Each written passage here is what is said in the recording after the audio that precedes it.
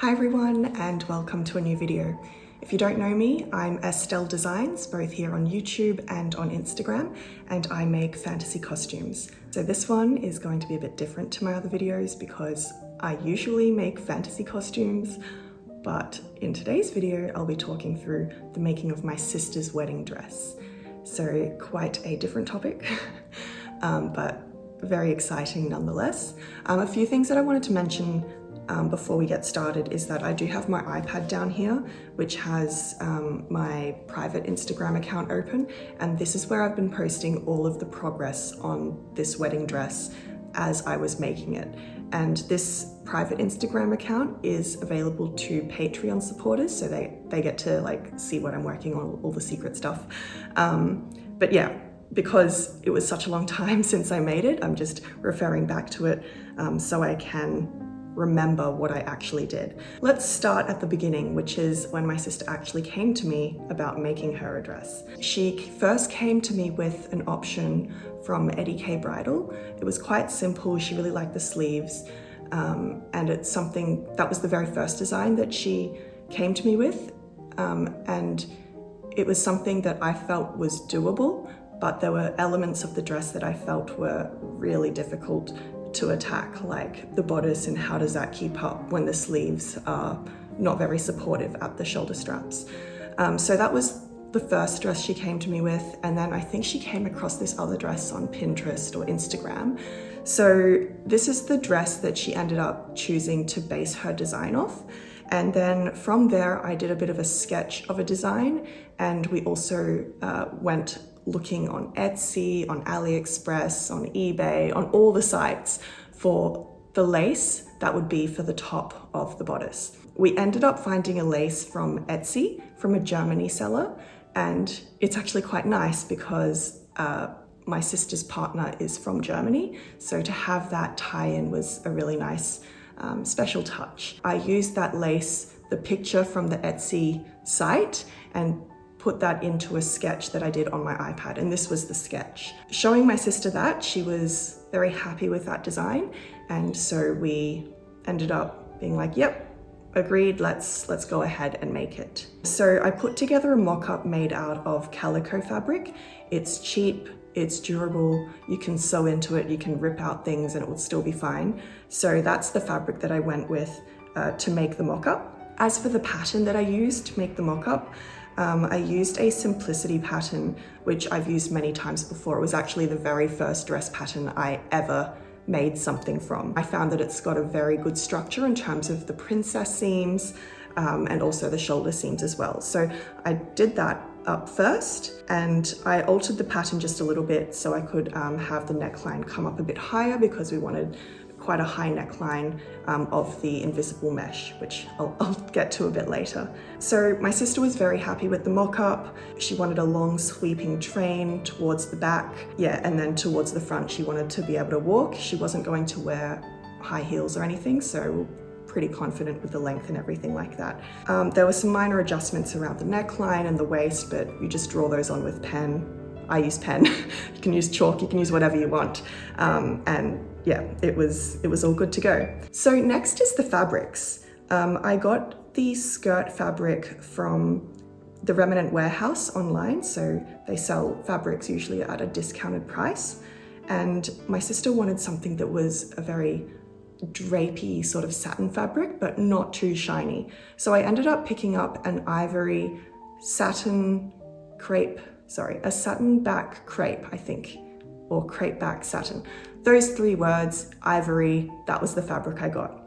And she found that the satin side was a little bit too shiny for her taste, so I actually used the back side of the fabric, and that worked out really well. So for the bodice fabric where the lace was, I picked up a nude mesh fabric from Silk World Fabrics in Melbourne, and they're a specialty bridal fabric store, and I knew that I wanted to pick up something from there because it would be strong enough to hold the weight of the skirt, and also it would blend into my sister's skin tone. So that was the fabric for the bodice, and then like I said, the lace is from an Etsy seller in Germany. So when it came to cutting out the skirt, I just used the mock-up that I had. I unpicked apart the mock-up and used those skirt panel pieces as my pattern, and I made sure to include just a little bit extra along the bottom of the hem, just to make sure that if she was going to be wearing any heels, if she decided to change her mind a little bit later, that there would be enough fabric there, because you can always shorten things,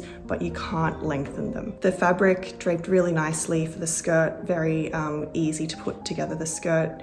I think the hardest part was sewing together the side seams, because I didn't want the fabric to snag, I didn't want it to cause any weird puckering or anything like that, so I just went very slow and steady when sewing those skirt seams together. So I sewed 2 sets of skirts, one for the outer fabric and one for the lining fabric. Now, they were both made from the same fabric, it's just that the outer one had the long train, and then the lining version had just a floor length, basically. So I had the 2 versions of that, and they were put together the same way, so sewing down the back center seam, and then sewing together the 2 side seams. So 3 seams on each skirt altogether.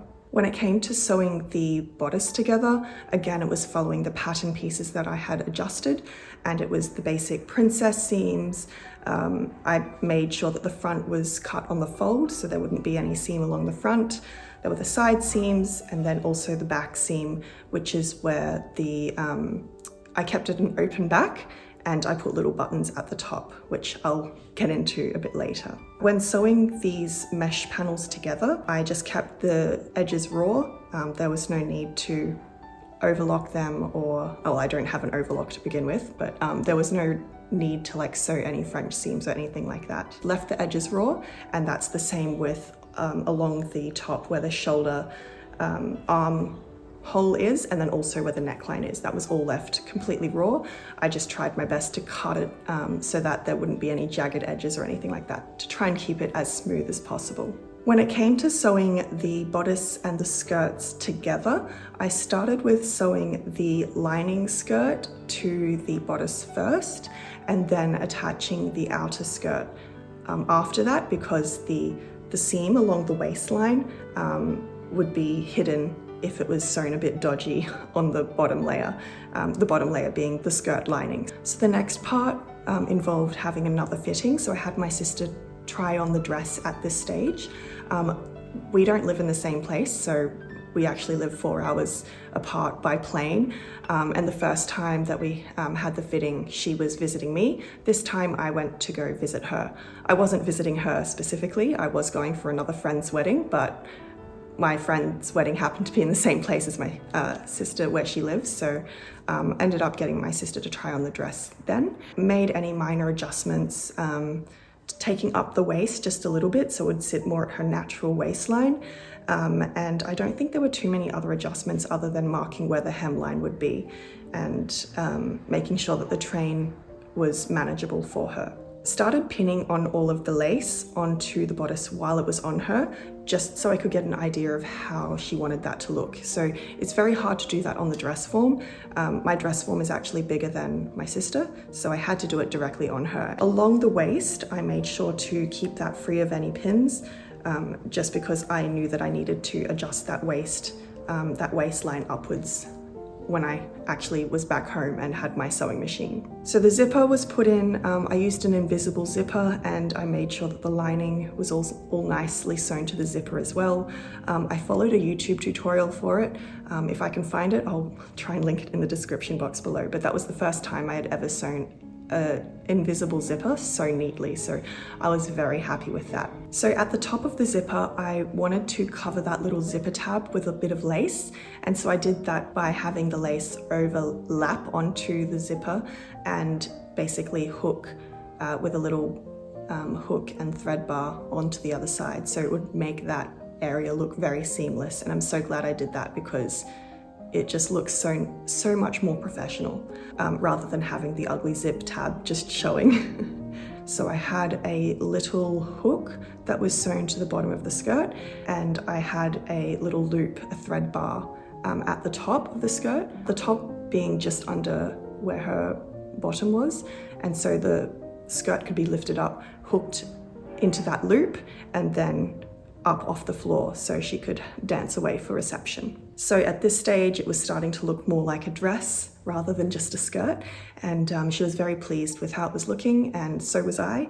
And really from here, it was the finishing touches of a lot of hand sewing and finishing off the hem, and then also the little buttons as well. The hem, I just did a simple rolled hem along the whole bottom of the dress, and I put a little bit of crinoline horsehair braid just in the front portion of the hem. And then that brings us to the back of the dress, where I kept it a big open keyhole cutout because she loved that look. And then at the very top of the bodice, just at the nape of the neck, I put 3 little pearl buttons, which I think I bought them from AliExpress as well. I can't remember, but they're really pretty buttons, and they match the rest of the dress and they look very elegant.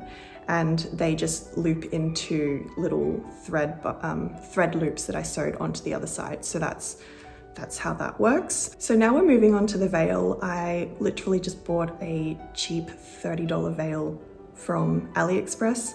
I'm not sure if my sister would like me disclosing that, but I'm disclosing it anyway. The veil was actually 3 meters long, which is like way too long, and I needed to shorten that. I literally hacked off where the length was that I needed it to be, and then just hand stitched that back onto the original comb. Very easy, super simple. I did no more work other than that on the veil. I should also mention that I did use a bit of ribbon to sew down the gathering of the veil as well at the top, just to keep that together. But like I said, very simple. And yeah, that's the dress. Very pleased with myself, with what I've done. And yeah, I think my sister was also very thankful that I was able to help save her a heap of money. I hope I covered off everything to enough detail. I didn't want to get too in-depth because all of that is on Instagram anyway for Patreon supporters. It was just easier to do it all like through private Instagram and now explain to you how I did it. So I hope you enjoyed, and if you've got any questions or comments, leave them down below. Until next time, stay creative.